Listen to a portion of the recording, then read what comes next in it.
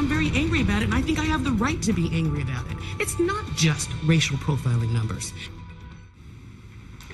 That's from last night's heated city council meeting in Columbia with calls for Police Chief Burton's resignation. It all stems from a traffic stops report that measures racial disparity in policing. Good evening, I'm Brittany Pieper. And I'm Jim Rake. Thanks for joining us. KOMU8's Lydia Nussbaum is live downtown. She talked to the Police Officers Association for its response. The Missouri Attorney General's office. More than 100 people gathered at the state capitol today fighting for a bill that would restore funding for people with disabilities. The Center for Independent Living hosted today's Independence Rally to try and convince Governor Eric Greitens to sign HCB 3. That bill would passed with bipartisan support, would maintain current eligibility requirements to receive benefits for in-home care after the fiscal year 2018 budget cut funding and made it harder for people to receive help.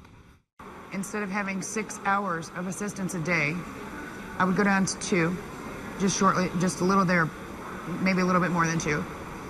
But more importantly, it would limit my choices. And my choices would then become assisted living or long-term care.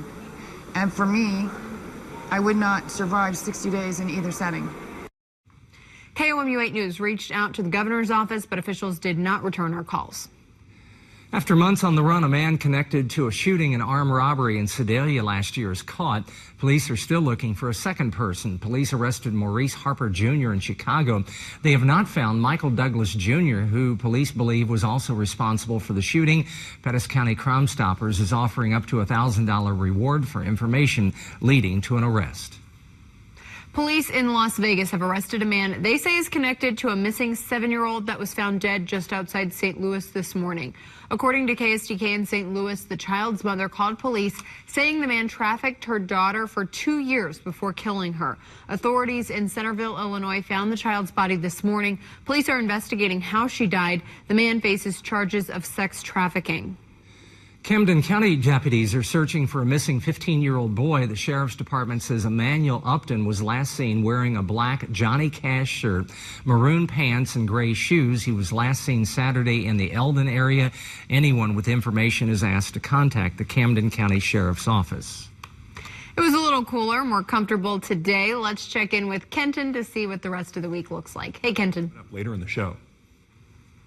University Hospital's emergency room is about to get a lot bigger. MU Healthcare is starting construction to expand the ER at University Hospital. The project will add more than 6,000 square feet to the emergency department. This will consist of 17 new exam rooms, 10 new fast-track exam rooms, and 1 additional triage area. On top of that, the project will also add 24 new inpatient rooms for patients with medical and behavioral issues. The overall cost of the project will be about $23 million. There's a vast need for us to grow our emergency services. The demand has increased over 30% since 2011.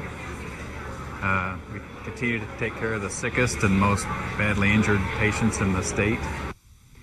The project should be completed by the end of next year.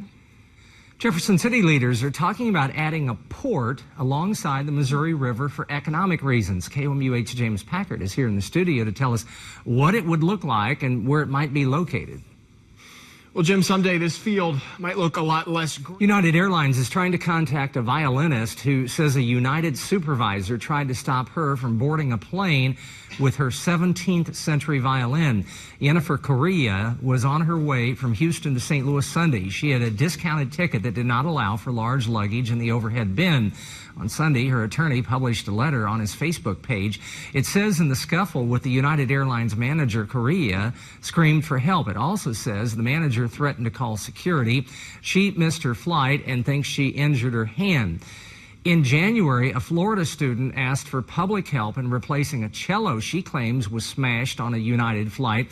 And last year, another violinist reported being kicked off a United flight for trying to stow her violin under the seat. Questions remain about what drove an NSA contractor to leak top-secret documents. And another possible terrorist attack, this time in Paris.